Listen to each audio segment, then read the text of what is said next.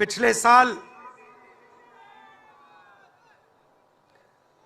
कन्याकुमारी से कश्मीर तक हमने यात्रा की।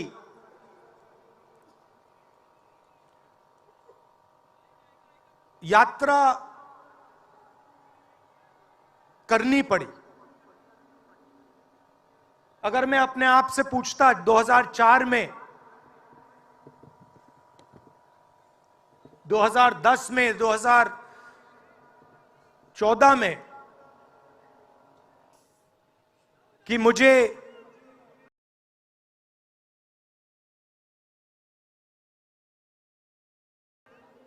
चार 4,000 किलोमीटर कन्याकुमारी से कश्मीर चलना पड़ेगा, मैं ऐसी बात सोच भी नहीं सकता था।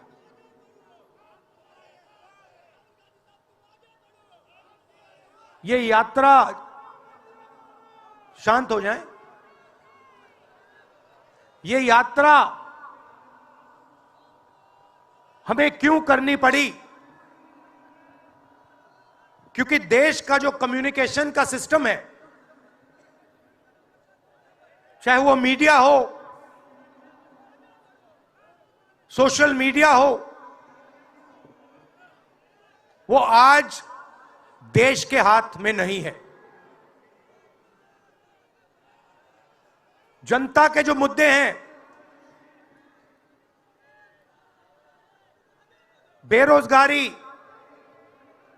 हिंसा, नफरत, महंगाई, किसानों के मुद्दे, अग्निवीर के मुद्दे, जवानों के मुद्दे, वो मुद्दे आपको मीडिया में नहीं दिखाई देंगे। तो हमने ये यात्रा करनी पड़ी क्योंकि और कोई चारा नहीं था। देश के ध्यान को पकड़ने के लिए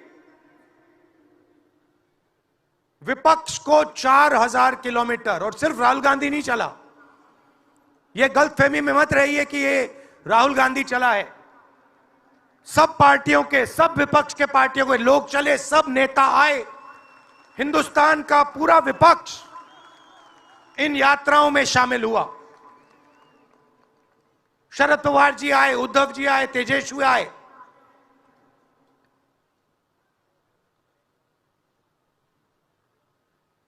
सोशल मीडिया में भी आप गलतफहमी में मत रहिए। किसी ने कहा कि सोशल मीडिया एक रास्ता है, सोशल मीडिया रास्ता नहीं है, उस पर भी कंट्रोल है। अमेरिका की कंपनियों पे दबाव है।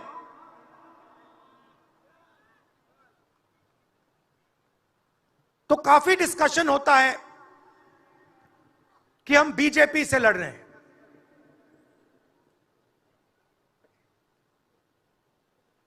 लोग सोचते हैं कि हम सब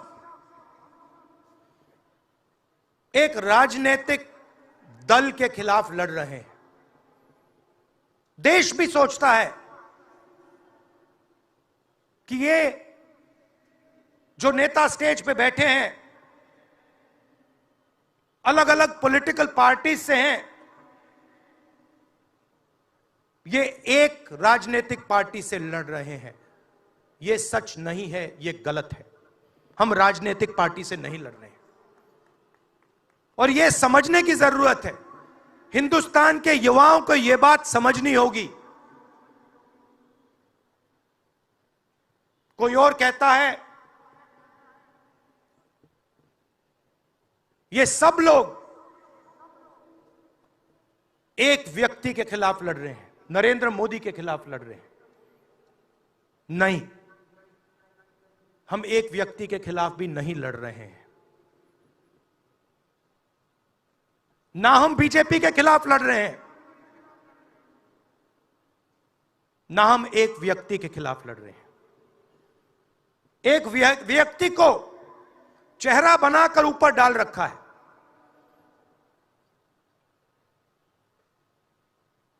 हिंदू धर्म में शक्ति शब्द होता है।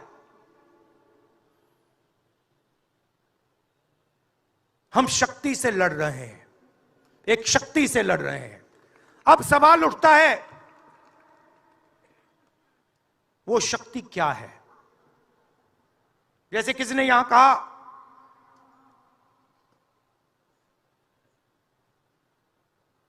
राजा की आत्मा ईवीएम में है। सही है, सही है। राजा की आत्मा ईवीएम में है।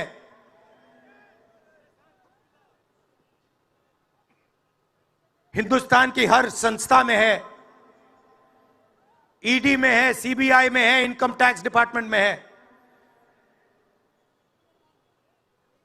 एक वरिष्ठ नेता, नाम नहीं लेना चाहता हूं,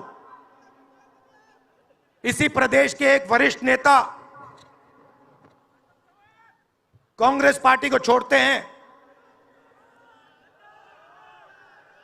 और रो के कहते हैं, मेरी मां से रो के कहते हैं कि सोनिया जी, मुझे शर्म आ रही है, मेरे में इन लोगों से, इस शक्ति से लड़ने की हिम्मत नहीं है, मैं जेल नहीं जाना चाहता हूं। और ये एक नहीं है, ऐसे हजारों लोग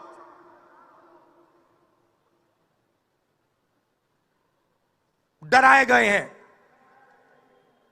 क्या आप सोचते हो शिवसेना के लोग, एनसी के लोग ऐसे ही चले गए? नहीं। जिस शक्ति की मैं बात कर रहा हूं,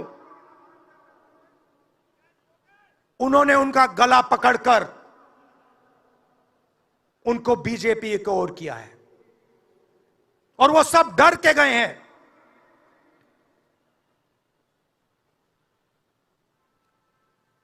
चार 4,000 किलोमीटर चला,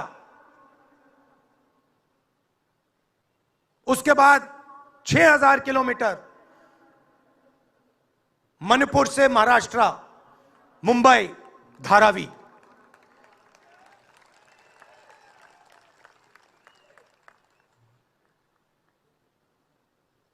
क्या मैंने देखा, क्या सुना, मैं आपको समझा नहीं सकता, शब्दों में नहीं बता सकता मैं आपको।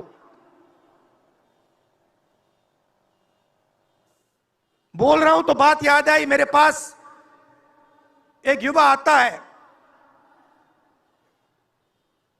जीप पर कूदता है, सिक्योरिटी वाले उसको मारते हैं, दबाकर मारते हैं, तब भी वो आता है, हाथ पकड़ता है, आंख में आंसू, मुझे कहता है, राहुल जी, मैंने 3 साल हर रोज सुबह रनिंग की, पुलअप्स की, पुशअप की, दंड बैठक, सब कुछ मैंने किया। मेरे दिल में देशभक्ति थी। मैं चाहता था कि मैं लद्दाख में जाकर, ठंड में जाकर, ठंड में कांपूं, देश के दुश्मनों के सामने कांपूं, और एक दिन अगर मौका बने तो उनकी गोली भी खाऊं। यह मैंने सोचा था। राहुल जी, अग्निवीर लागू कर दिया। मेरे देश ने मुझे धोखा दिया है। नहीं, तुम्हारे देश ने तुम्हें धोखा नहीं दिया, तुम्हारी सेना ने तुम्हें धोखा नहीं दिया, उसी शक्ति ने तुम्हें धोखा दिया है। नरेंद्र मोदी भाइयों और बहनों सिर्फ मास्क है, मुखौटा है,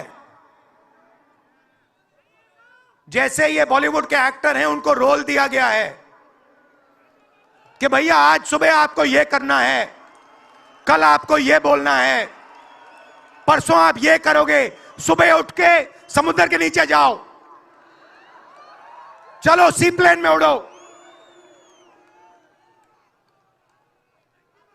56 इंच की छाती नहीं है, खोखला व्यक्ति है।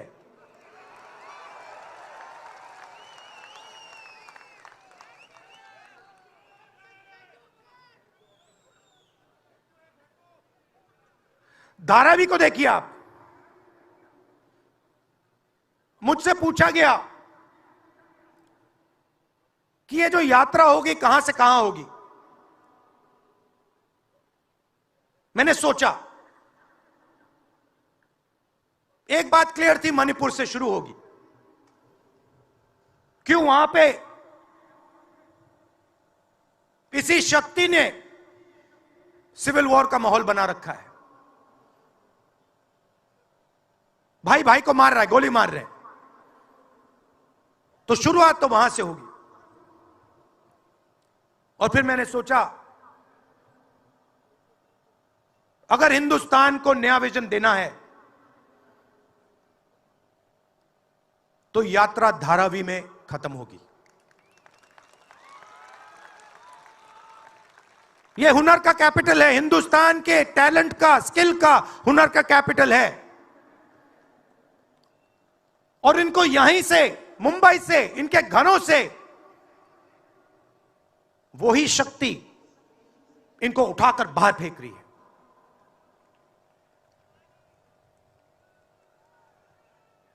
एक साथ मिलकर वही शक्ति इन लोगों की जिंदगी बर्बाद करने में लगी हुई है। मैं आपको इस स्टेज से बता रहा हूं, चाइना में एक शहर है, उसका नाम शेंजन है। सच्चा मुकाबला उस शहर से है जो आपको मीडिया में कभी कोई नहीं बताएगा। धारावी शेंजन का मुकाबला कर सकता है। बैंक के दरवाजे इन बच्चों के लिए खोलो, इन बच्चों को सरकार की मदद करो, और फिर देखो ये शेंजन का क्या करते हैं। उठा के परे कर देंगे शेंजन को ये लोग।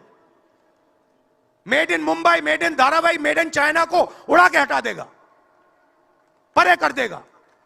मगर नहीं, 22 लोग हैं यहां पे, 22 लोगों के पास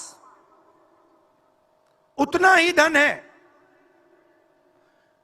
जितना हिंदुस्तान के 70 करोड़ लोगों के पास है।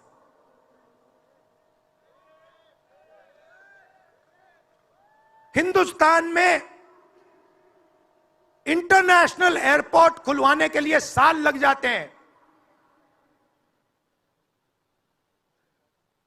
10 दिन में शादी के लिए इंटरनेशनल एयरपोर्ट खुल जाता है।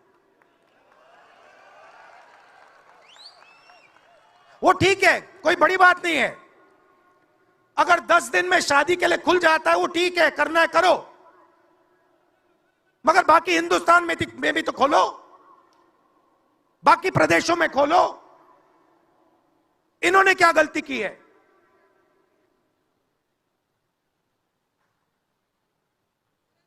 पचास 50% हिंदुस्तान की आबादी पिछड़े वर्ग की है, 15% दलित, 8% आदिवासी, 15% माइनॉरिटी, 5%, 7% गरीब जनरल कास्ट के लोग। मीडिया के मालिकों की लिस्ट निकालिए, नाम दिखा दीजिए मुझे। दलित का नाम दिखा दो, आदिवासी का नाम दिखा दो, पिछड़े का नाम दिखा दो लिस्ट में। एक नहीं मिलेगा आपको। मैं ढूंढ रहा हूं, महीनों से ढूंढ रहा हूं।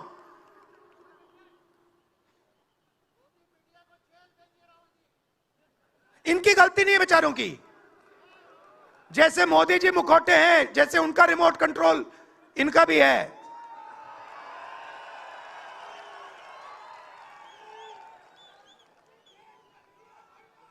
मीडिया में कोई नहीं। हिंदुस्तान की सबसे 200 बड़ी कंपनियों की लिस्ट निकालिए, मालिकों की लिस्ट निकालिए।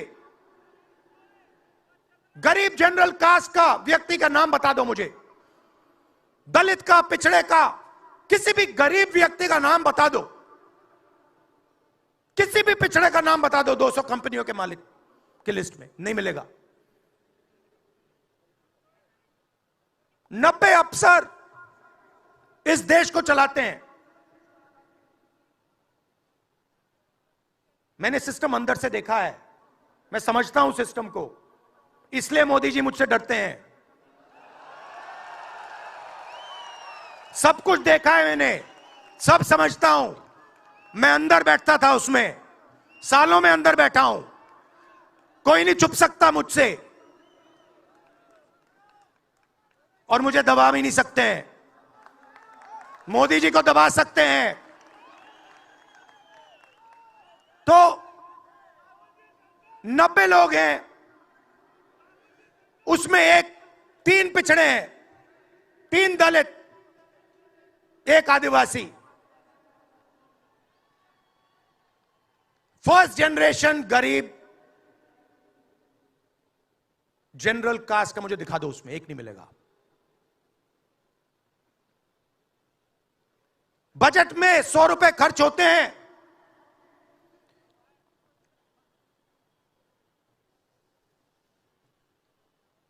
पिछड़े, दलित, आदिवासी सबको मिला दो, 6 रुपए का निर्णय लेते हैं। पॉलिसी कहां बनती है? पॉलिसी ये 90 लोग बनाते हैं, उसमें 200-300 और जोड़ दो,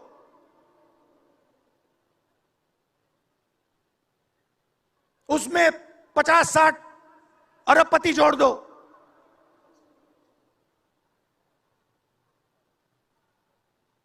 यह है सच्ची शक्ति जो हिंदुस्तान को चला रहा है,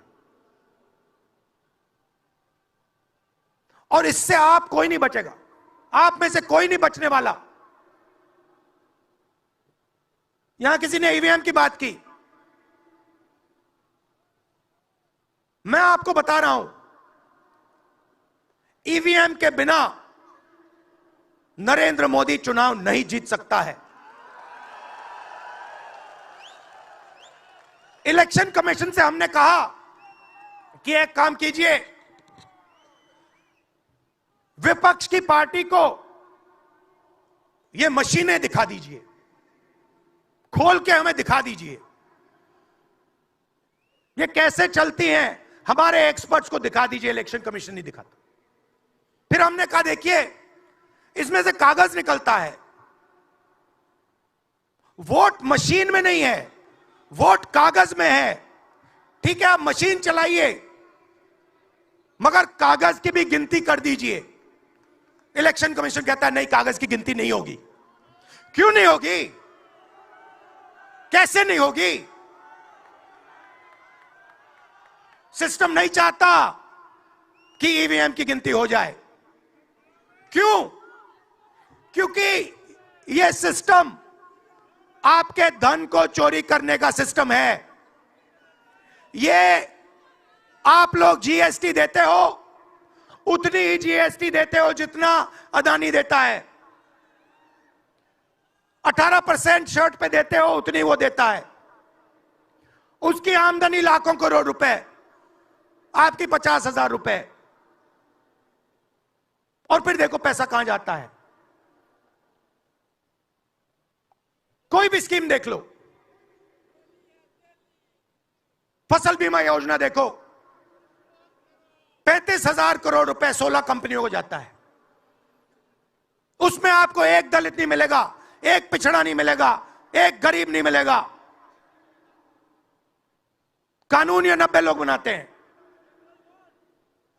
पैसा जाता है 16 कंपनियों में, और जब हमारे किसान कहते हैं ओला गिर गया, बारिश हो गई, बर्बाद हो गए, वो कहते हैं भैया नहीं, तुम्हें मुआवजा नहीं मिलेगा, ये तुम्हारा है ही नहीं, तुम्हें कैसे मिलेगा, मर जाओ जाके। नरेंद्र मोदी जी का काम आपके ध्यान को भटकाने का है।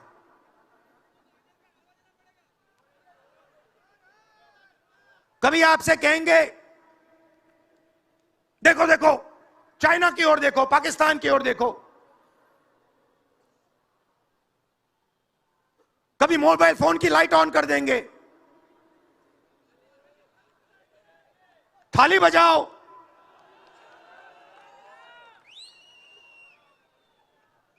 कभी कहेंगे देखो मेरा अपमान कर दिया, जैसे अभी किसी ने उनकी पत्नी के बारे में बोला, अब कहेंगे देखो मेरा अपमान कर दिया, ध्यान भटकाने के लिए। अब देखना होगा।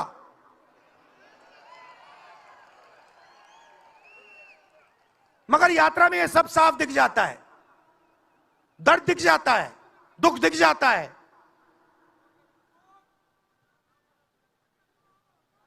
चालीस साल से सबसे ज्यादा बेरोजगारी हिंदुस्तान में आज है। मीडिया में आपको एक मिनट के लिए नहीं दिखता।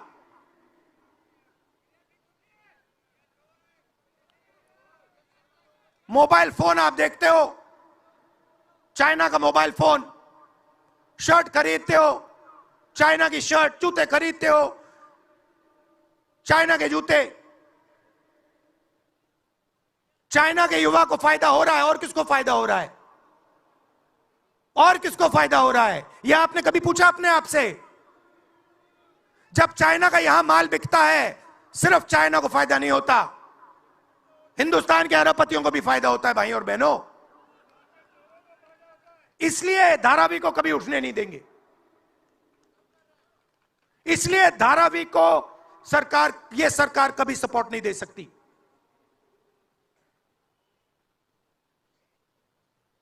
पूरा सिस्टम कंट्रोल में है।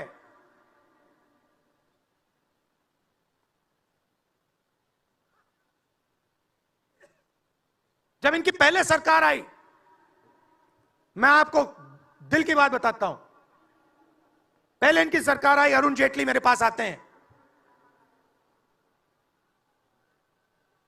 कमरे में बैठते हैं और मुझे कहते हैं राहुल, ये जो लैंड एक्विजिशन का मामला है,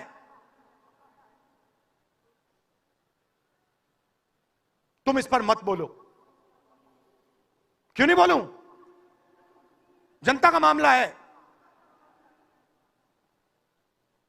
अगर बोलोगे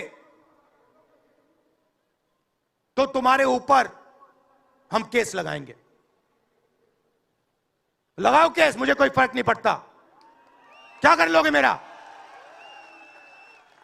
ईडी वाले आए, 50 घंटे बैठा दिया।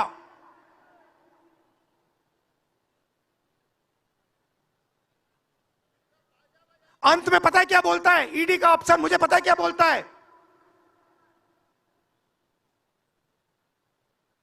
कहता है राहुल जी, आप किसी से नहीं डरते हो, आप नरेंद्र मोदी को हरा सकते हो।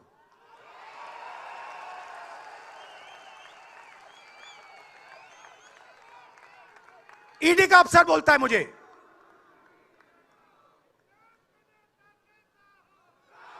मगर मैं राहुल गांधी नहीं हूं। आप ये मत सोचो कि मैं राहुल गांधी हूं। आप ये मत सोचो कि उद्धव ठाकरे हैं। ये नहीं है, ये हिंदुस्तान की आवाज है। आप देखिए, हर प्रदेश से यहां लोग बैठे हैं, हर व्यक्ति ने अपनी यहां बात रखी। स्टालिन जी ने अपनी बात रखी, सोरेन जी ने अपनी बात रखी। ये हिंदुस्तान बोल रहा है। नरेंद्र मोदी जी की मीटिंग देखिए, वहां सिर्फ एक व्यक्ति बोलता है।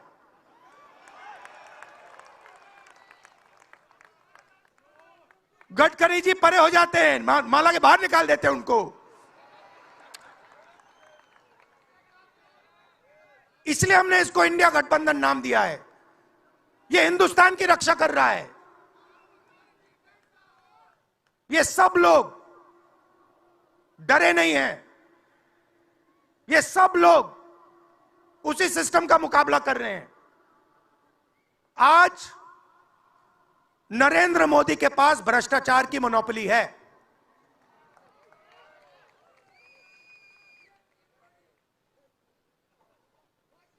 इलेक्टोरल बॉन्ड्स का सिस्टम निकाला। मैं आपको समझाता हूं। यहां पे जो छोटे छोटे सड़कों पे ना एक्सटॉर्शन चलता है, हफ्तेबाजी चलती है ना, वो नेशनल लेवल पे कर रहे हैं ये लोग। मैं बता देता हूं, 4 तरीके की हो रही है। एक, पहले ये कॉन्ट्रैक्ट देते हैं, सरकार कॉन्ट्रैक्ट देगी और सीधा परसेंटेज लेगी। इलेक्टोरल बॉन्ड देख लीजिए, उसमें साफ है, कंपनी को कॉन्ट्रैक्ट मिलता है, उसके एकदम बाद वो बीजेपी को हफ्ता देना शुरू कर देती है। दूसरा, सीधा एक्सटॉर्शन, ईडी सीबीआई भेज देंगे। जैसे यहां पे मुंबई का एयरपोर्ट इनको चाहिए था, ईडी सीबीआई भेजी, एयरपोर्ट किसी और को पकड़ा दिया, सीधा एक्सटॉर्शन। तीसरा, शेल कंपनी, जैसे यहां भी किसी ने कहा, अंबेडकर जी ने कहा, कंपनी की प्रॉफिट ही नहीं है और उससे ज्यादा पैसा वो बीजेपी को दे रही है। और चौथा, कॉन्ट्रैक्ट देने के पहले पैसा दो, कॉन्ट्रैक्ट लो। देखिए, मैं आपको एक बात कहता हूं, यहां मुंबई में किसी भी गुंडे को आप सीबीआई, ईडी और इनकम टैक्स पकड़ा दो, ठीक है, वो हो रहा है, वो ही हो रहा है। एक व्यक्ति ने इनको पकड़ रखा है, उनके पीछे एक और शक्ति है, वो कह रही है भैया आप देखो हमें ये एयरपोर्ट चाहिए। आपका एयरपोर्ट मुंबई का एयरपोर्ट है ना, आपने तो देखा, सीबीआई की इंक्वायरी हुई और उसके एकदम बाद मुंबई एयरपोर्ट अदानी जी को मिल गया। तो मैं आपसे कह रहा हूं कि इससे आपका नुकसान हो रहा है। नोटबंदी की, जीएसटी लागू की, जो हिंदुस्तान का रोजगार का सिस्टम था उसको खत्म कर दिया। चाहते हैं कि यहां सिर्फ 20-25 कंपनियों का राज हो। चाहते हैं कि ये जब छोटा धंधा चलाते हैं, सब्जी बेचते हैं, छोटे छोटे दुकानें चलाते हैं, चाहते हैं ये सब खत्म हो जाए और एक के बाद एक इनको खत्म कर रहे हैं। स्मॉल और भी मीडियम मैन्युफैक्चरिंग जो है उसको सबको खत्म कर रहे हैं। यही लोग तो चाइना का मुकाबला कर सकते हैं। जो स्मॉल और मीडियम इंडस्ट्री है वही तो चाइना का मुकाबला करेगी, वही तो देश को रोजगार देगी। उस नींव को उड़ा रहे हैं। और आपको खड़ा होना पड़ेगा।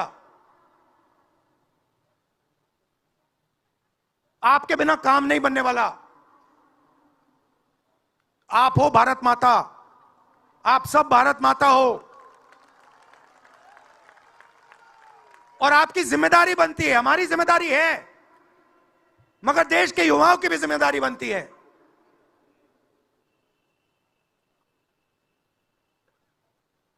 पूरा देश अग्निवीर के खिलाफ है। मैं 4000 किलोमीटर चला, एक युवा ने मुझे नहीं कहा कि अग्निवीर अच्छा लगता है। वो जो रो रहा था मुझे कहता है राहुल जी मैं नहीं जाऊंगा, मैं नहीं जाऊंगा, मैं अग्निवीर नहीं बनूंगा। और फिर मुझे कहता है राहुल जी जहां पे पहले हम दौड़ने जाते थे वो सब खाली पड़ा है। यात्राओं से मुझे बहुत सीखने को मिला, दर्द भी हुआ, चोट भी लगी,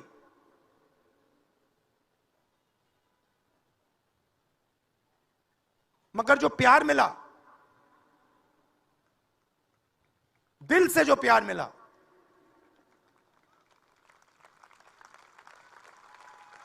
वो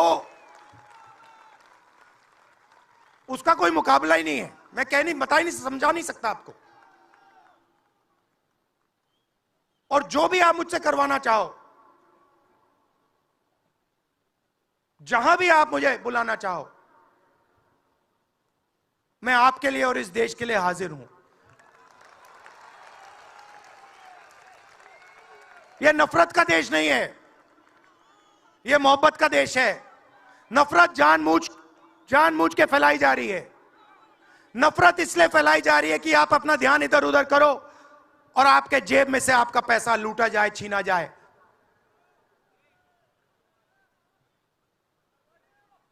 तो नफरत को नहीं फैलने दो। जैसे यात्रा से मैसेज निकला, हिंदुस्तान के दिल से मैसेज निकला, नफरत के बाजार में मोहब्बत की दुकान खोलो। यह हमारे सब महापुरुषों ने कहा है। गांधी जी ने कहा, बुद्ध भगवान ने कहा, राम जी ने कहा, यही कहा। अगर राम का, बुद्धा का एक ही मैसेज है, नफरत के बाजार में मोहब्बत की दुकान खोलो। धन्यवाद।